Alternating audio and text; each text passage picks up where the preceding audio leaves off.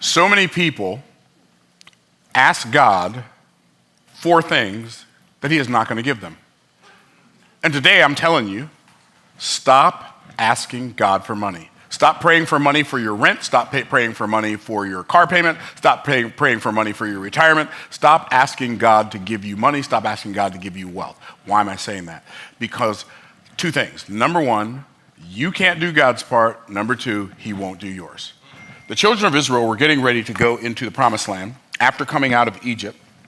And this is what Moses wrote. Deuteronomy chapter 8, verses 11 through 18. It says, beware that thou forget not the Lord thy God in the keeping of his commandments and his judgments and his statutes, which I command thee this day, lest when thou hast eaten and art full, and hast built goodly houses and dwelt therein, and when thy herds and thy flocks multiply, and thy silver and thy gold is multiplied, and all that thou hast is multiplied, then thine heart be lifted up, and thou forget the Lord thy God, which brought thee forth out of the land of Egypt and from the house of bondage, who led thee through the great and terrible wilderness, wherein were fiery serpents and scorpions and drought, and there was no water, who brought thee forth water out of the rock of flint, who fed thee in the wilderness with manna, which thy fathers knew not, that he might humble thee, that he might prove thee, to do thee good in thy latter end. And thou say in thine heart, my power and the might of my hand hath gotten me this wealth. But thou shalt remember the Lord thy God, for it is he that giveth thee the power to get wealth, that he may establish his covenant, which he sware unto thy fathers, as it is this day.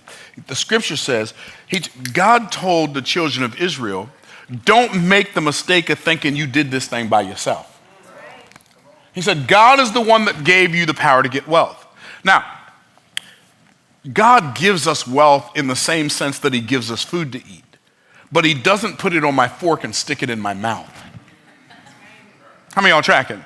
So, yeah, God feeds us. Yeah, God takes care of us. But God said, I'm going to give you the power to get wealth. I'm not going to give you the thing I gave you the power to get. That's why I gave you the power to get it.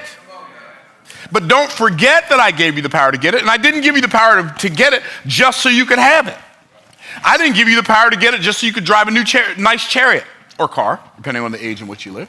I didn't give it to you just so you could wear nice clothes or live in a nice house. The reason I gave you the power to get wealth is so that I could establish my covenant, which I swear to your fathers. God said, I am giving you the power to get wealth because of me, not because of you. What is a covenant anyway? What is a covenant? Yeah, so it's so interesting that we read all these words in the Bible, and we don't know what they mean, and yet we don't look them up. Don't we want to know? Don't we care? What is a covenant? Well, the word covenant means to cut, which is kind of fascinating in itself, isn't it? That the word covenant means to cut. Like, what am I cutting? Well, when two people got ready to enter into covenant, they would both bring an animal. They would kill the animal. They would cut the animal in pieces. They would stand back to back, and they would walk in a circle around those animals and come back face to face. They would take a knife in their left hand and cut their right hands. They would put their hands together. They would bind their hands together with a rope. They would exchange blood. They would become blood brothers, or they would establish a blood covenant. They would exchange covenant names. Do you realize that this is why, you ever go to a wedding and they have the bride and the groom put their hands together, they put a napkin over it? That's what that's a picture of. It's a picture of the covenant. So, do you ever wonder why the wife takes the husband's name? Because that's part of the covenant. You're not a part of your father's house. Now you are one with your new spouse, right? And so you say, Myron, so what does cutting have to do with this? Well, the reason they cut up the animals is so that when they walked around those animals, they were looking at the brutality of the death of those animals.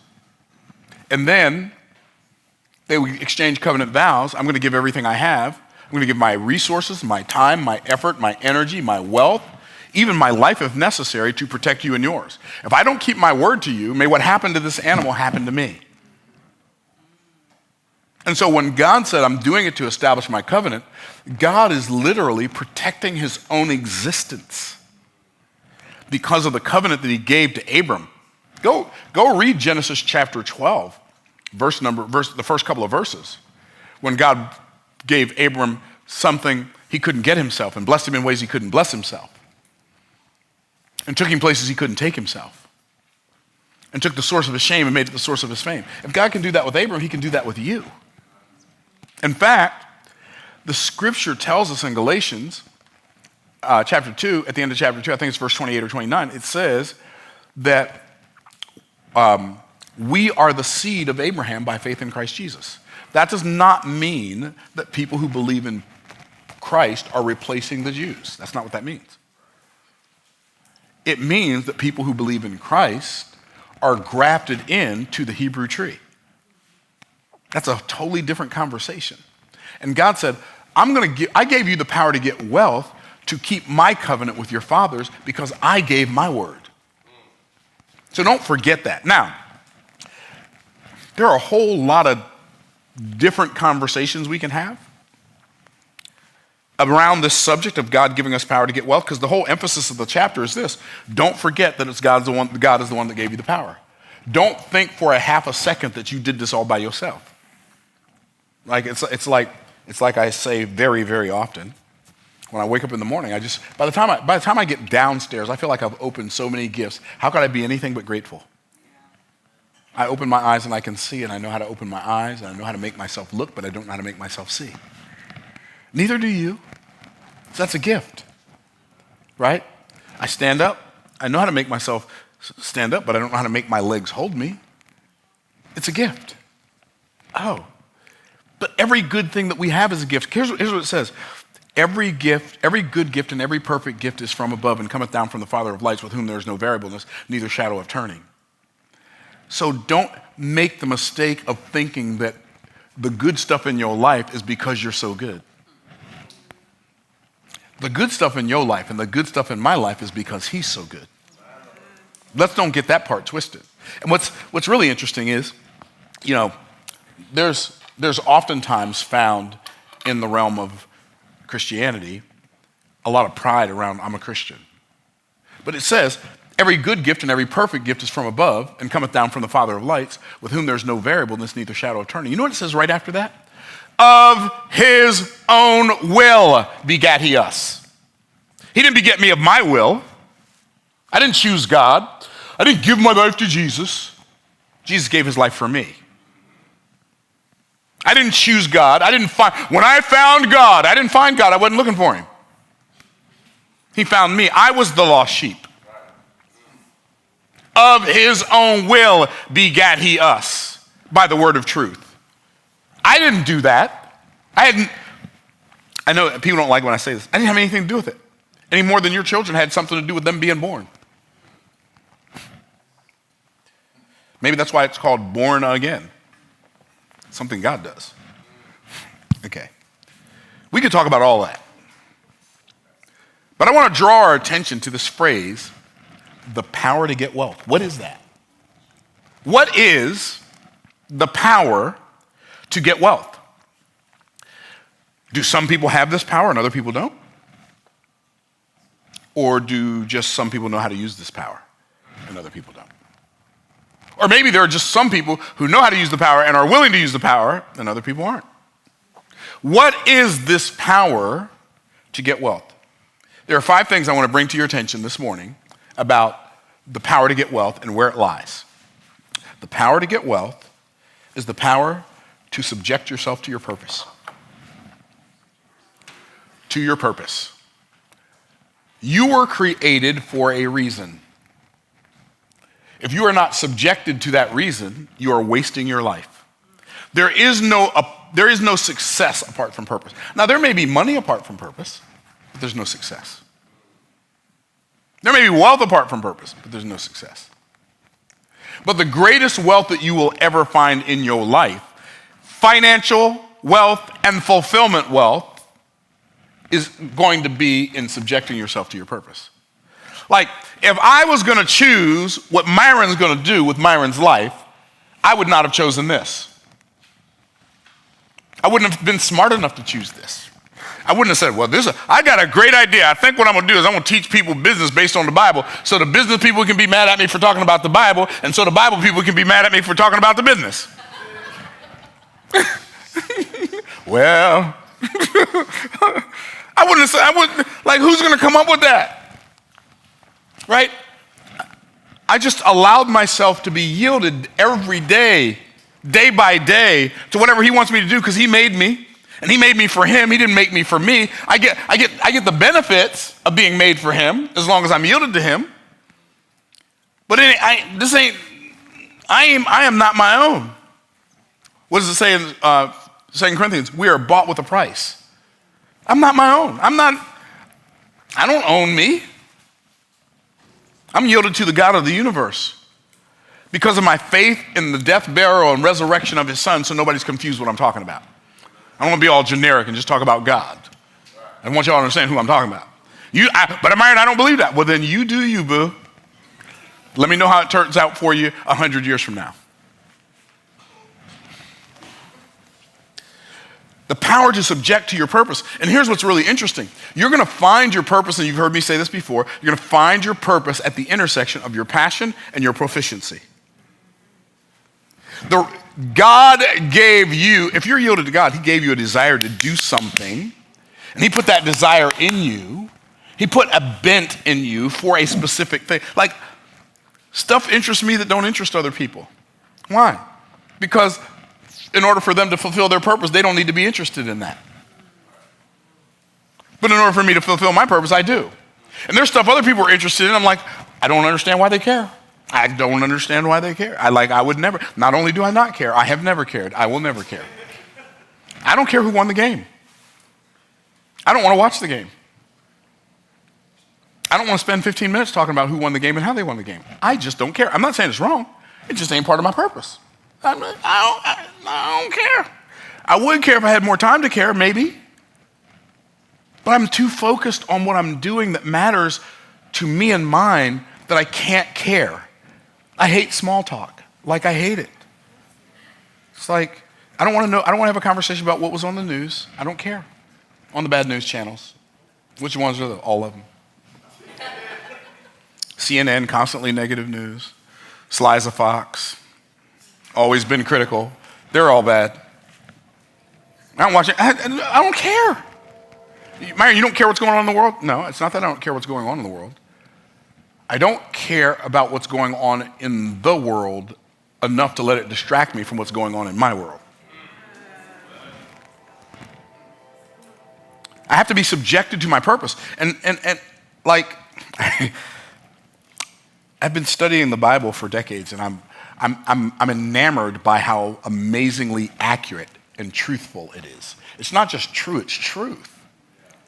And there's a difference in what's true and what's truth. What's true is dynamic and can change, but what's truth is static and never changes, right? True, it's true. We're here at MG Studios right now. That's true. It's not truth, because when I go to bed tonight, I ain't gonna go to bed here. So something can be true and not be truth. But everything that's true is not truth, but everything that's truth is true. And so I'm going to be yielded to my purpose. I love studying the Bible because it's been my guidebook since I was 16 years old. And I'm just blown away by how accurate it is. I had one of my friends, Brian Bowman, my hole-in-one homie. That's what I call him, because he was with me the day I got my only hole-in-one ever in golf. And yes, I'm saying it on YouTube so the whole world can know I have a hole-in-one.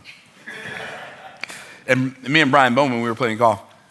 And he's asked me the same question several times. He's like, Myron, he says, you have a sense of certainty unlike any human I've ever met.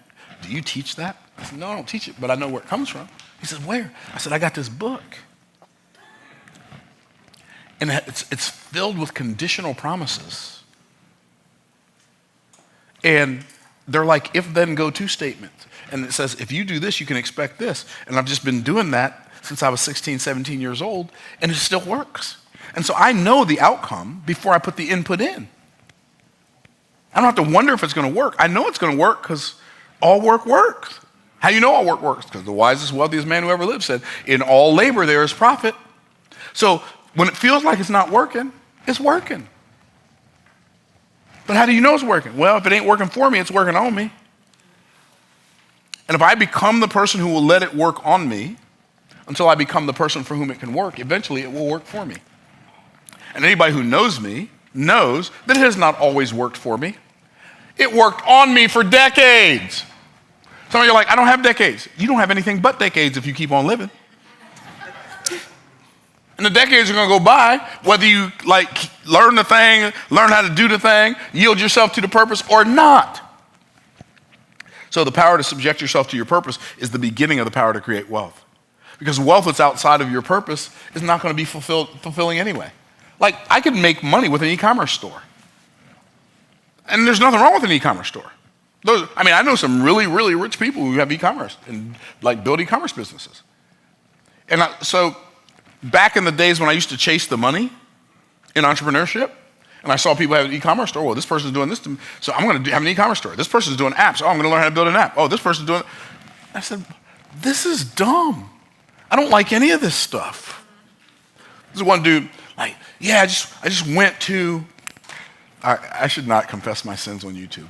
So now y'all gonna know who y'all dealing with.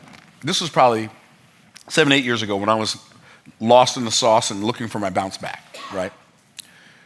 I saw this guy, he was making money, maybe it was a woman, somebody online, making money, going to Dollar Tree and Dollar General and buying stuff in bulk and then selling it on Amazon for a marked up price. I'm like, I got enough money to go to Dollar Store and Dollar Tree. I went to Dollar Store, loaded up on all this Scooby-Doo shower gel and all this other stuff. Then I had to buy these containers and send them to Amazon. And then I had to set up my Amazon FBA account. And then I had to send an inventory on a spreadsheet. And I'm like, I'm already in the deep end and I feel like I'm drowning. And I bought a couple $100 worth of stuff, shipped it off to Amazon, paid Amazon for storage, never sold any of it. Why? They ain't my wheelhouse. Stay in your lane. So you're going to be subjected to your purpose, but you're also going to have to submit to principles. You're not ever going to work against principles and win. It's just how God set it up. Principles. Here's what he said. Here's what God said. Beware that thou forget not the Lord thy God in the keeping of his commandments and his judgments and his statutes, which I command thee this day. What is that? That's principles. So we hear a lot of talk about the 10 Commandments. Did you ever notice that half of the 10 Commandments are based on how we're supposed to relate to God, and the other half, how we're supposed to relate to people? Isn't that fascinating? Right? You say, Myron, what are you saying? I'm saying, the principles already do what the principles do. I like to think of principles because I'm a geeky, sciencey kind of a guy who likes geeky stuff and science and experiments. Principles are God's automation. So God set up principles to automatically do what principles automatically do, and they were set up to do that before you got here. And they were set up to do that before I got here. So if you work with principles, principles will work for you. If you work against principles, principles will work against you. That is a battle you cannot win. How many of y'all tracking? So what we have to do is we have to figure out, how can I yield to the principles so that the principles work for me instead of principles working against me? And so I'm going to submit to principles. I'm going to submit to the principle of honesty and telling the truth and not in overinflating the promises of my offer. How many of y'all tracking? I'm going to submit to the principle of kindness. Boy, that'd be a good one for people in 2024. And I'll be honest with you, I am not a nice person. Why is that funny? I guess that was, no, I'm keeping it real. I'm not nice at all, but I'm very kind. And there's a difference between kind and nice, right? Kind is treating people with care and dignity and love and honor and respect. Nice is, I'll just tell you whatever makes you feel good, even if it's a lie. I am not nice. If you ask me a question, okay, if you don't believe that I'm not nice, take my make more offers challenge and go into a drunkalog. What's a drunkalog? Well, my question is, the other day I was talking to my cousin and I started this business that we sell this. No, that ain't a question. Start with my question is and use the question word, when, why, how, what, if, and then ask a question. Don't say my question is and go into a drunkalog. I'm not nice, but I'm kind. The Bible commands me to be kind, but it doesn't command me to be nice. In fact, it says, faithful are the wounds of a friend, but the kisses of an enemy are deceitful. And like the kisses of an enemy, that's niceness. Telling you what you don't want to hear. Telling you what you want to hear to keep from hurting your feelings, even though telling you what you want to hear is going to hurt your future.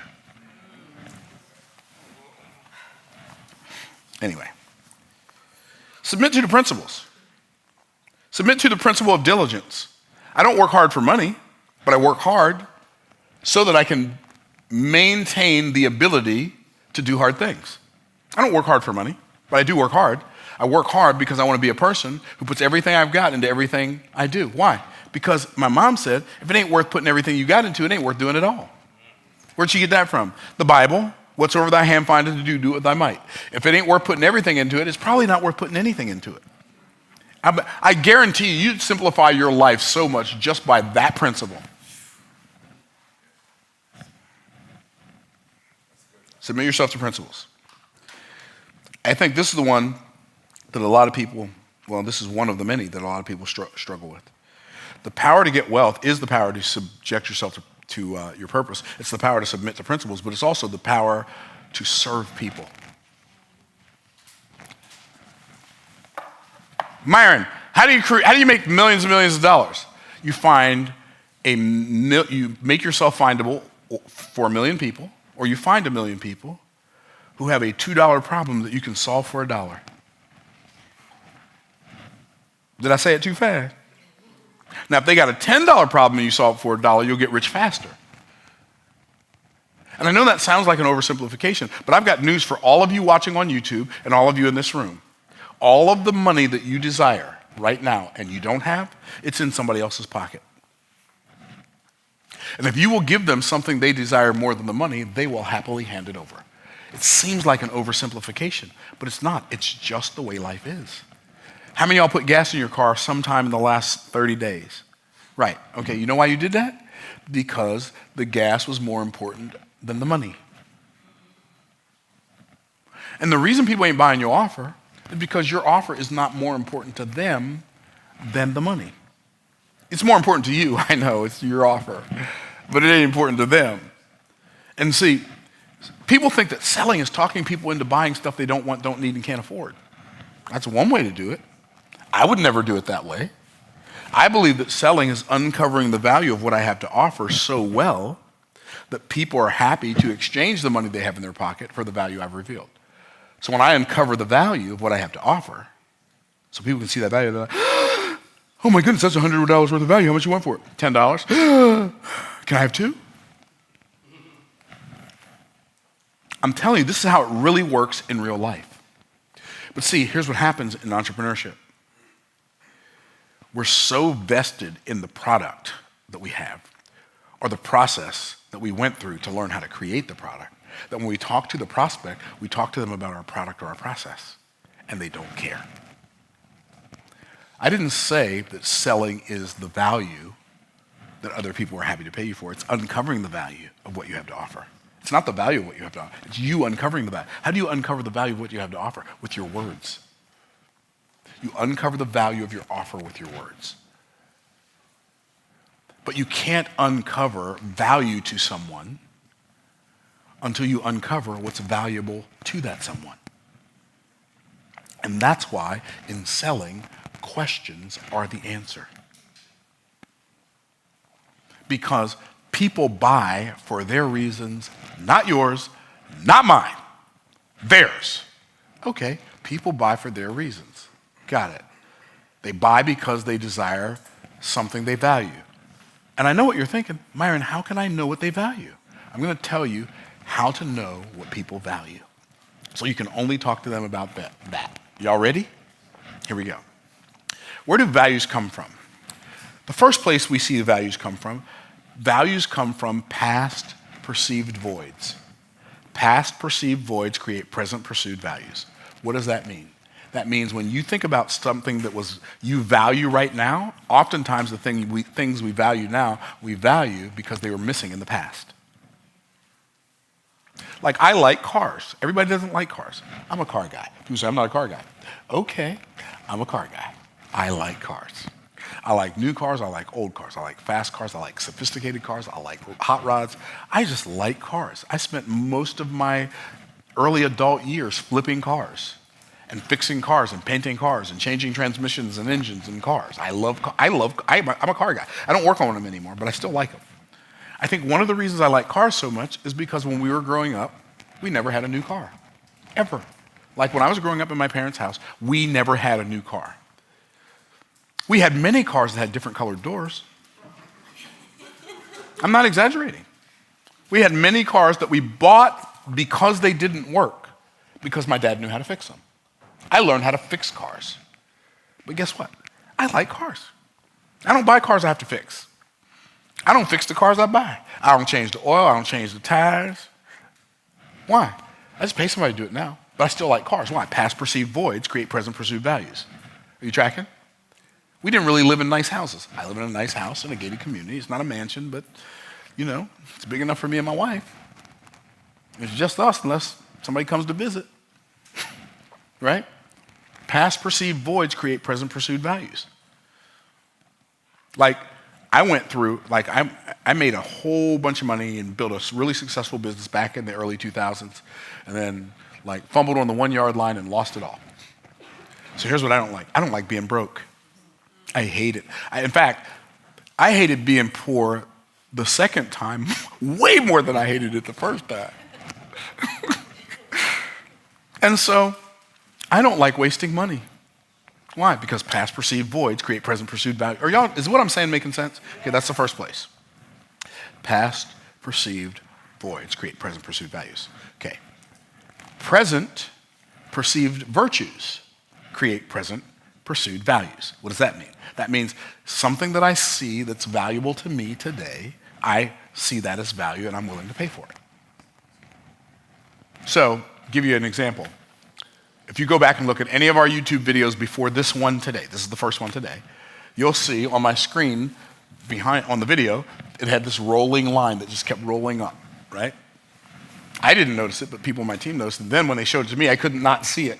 I saw it on every video. I'm like, gotta get rid of that line. Well, there's a camera that you can use to get rid of that line. Oh, what's the camera? Okay, so we ordered the camera. We installed it yesterday. The line is gone. Present perceived virtues. So a present perceived virtue for me is building my YouTube channel. That's a present perceived virtue. This is something I desire right now. I desire to have the best YouTube channel I can possibly have, which means the best quality of content and the best quality of videos possible for me. Which is why I've invested I'm just saying hundreds of thousands of dollars in the studio. And we're not even done yet. And I'm okay with that. Why? Because present perceived virtues create present pursued values. What's something that you believe would be good right now? I believe it would be really good for me to have a YouTube channel that impacts people around the world. I mean, we kind of have that, but now it just needs to be more people because more people could benefit from this. So what do? Everything that I can do to make the channel better, I do it. You say, well, why do you keep talking about yourself? I can't speak for anybody else. I know what I value in the present. I know what virtues, I know what I perceive as good right now. So, my favorite restaurant in Tampa is Eddie V's Prime Seafood. Whew. So I was leaving the other night, and the valet says, so, do you get something different every time you come or you get the same thing? Oh, I get the same thing. I get the same thing. When it comes to my food, I don't like surprises. The waiter comes, what's the best thing on your menu? They don't know how they gonna know what's the best thing on the menu for me?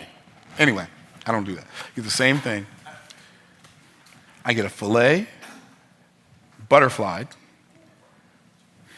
Y'all ain't ready for this. 2 over easy eggs on top, a side of broccolini, and a side of Brussels sprouts. And just a little cruise of calamari sauce. What? What? I love it. I love the experience. I love the food. I love the service. I love the fact that even if they're overbooked and I call them, they'll make room for me. Everything about it I like. Present perceived version. Myron, but it costs so much more than eating at McAllister's. I love McAllister's too. In fact, every time I go to Eddie V's now, I also go to McAllister's. And what I do is I get the valet, I pay the valet, I give him a tip for going to McAllister's and getting me 2 Savannah chopped salads and putting them in my car so I can have them for the next day. So now I got leftover Eddie V's because I can't eat all that. I can't eat all that I get at Eddie V's. So I got leftover Eddie V's and I got 2 Savannah chopped salads. I'm in like food heaven.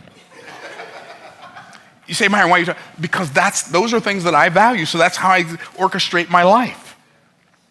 But then the last thing are future perceived visions create present pursued values.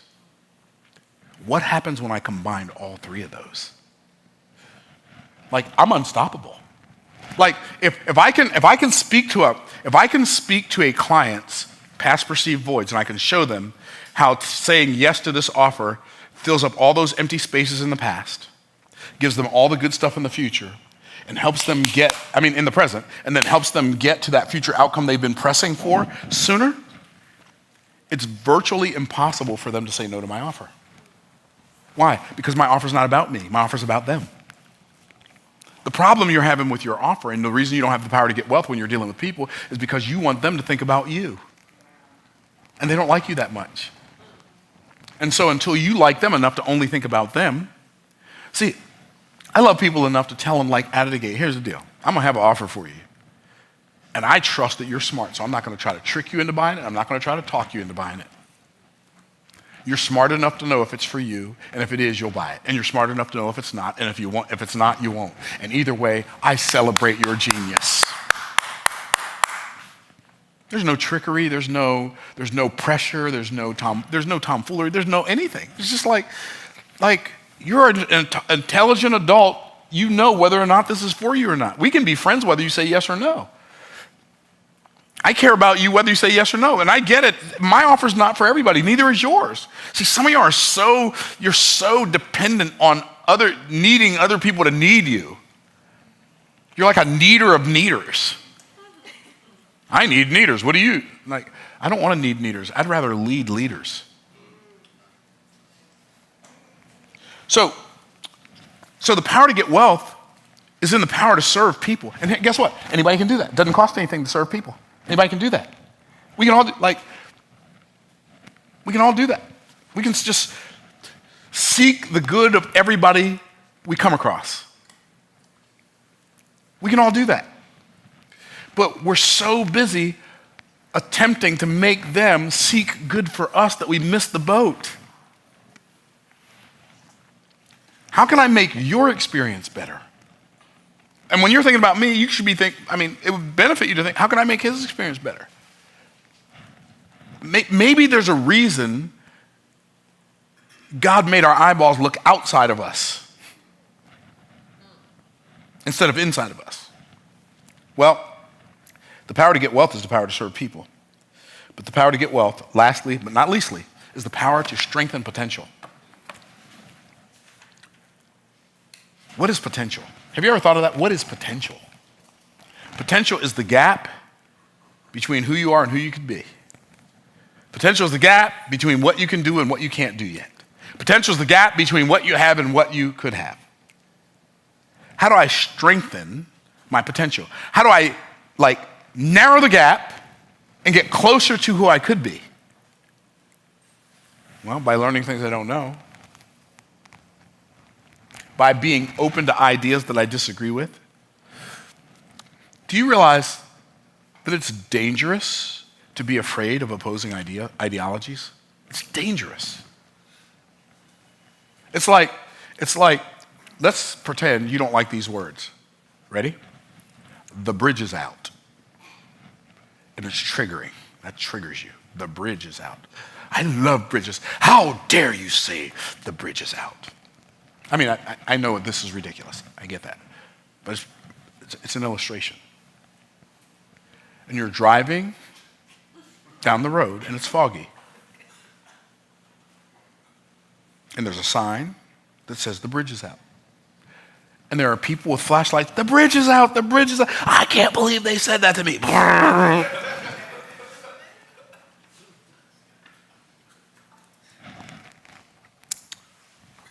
I am not afraid of opposing views.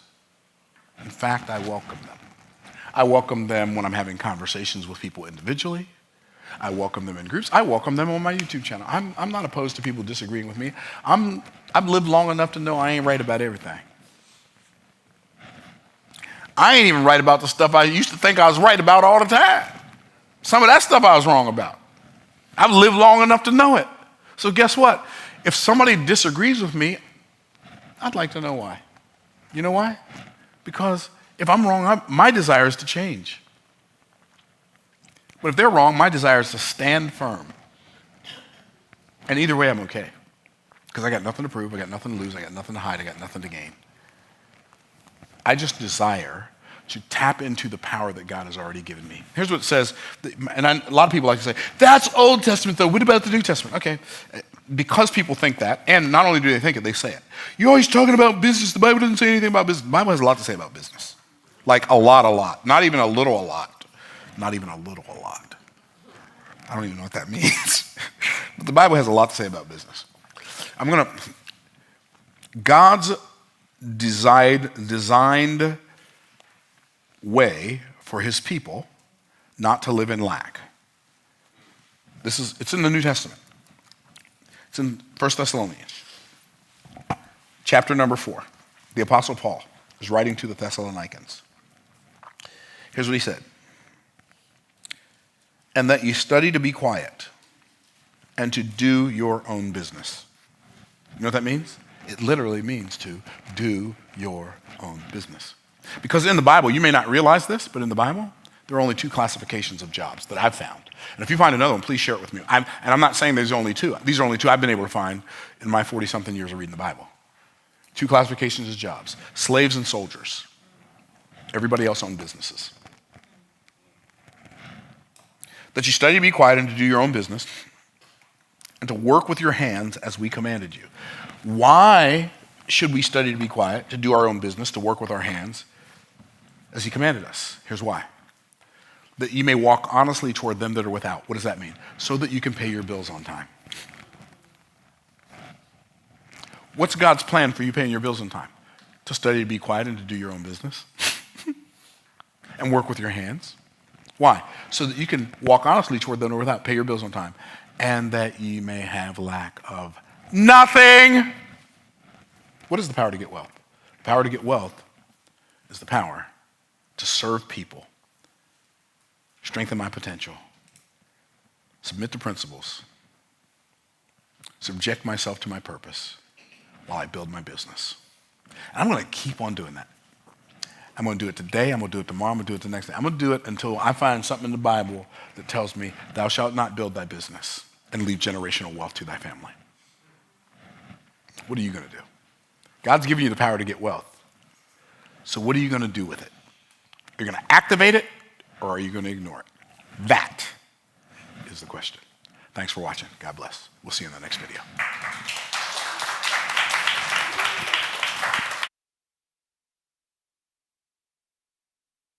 In offer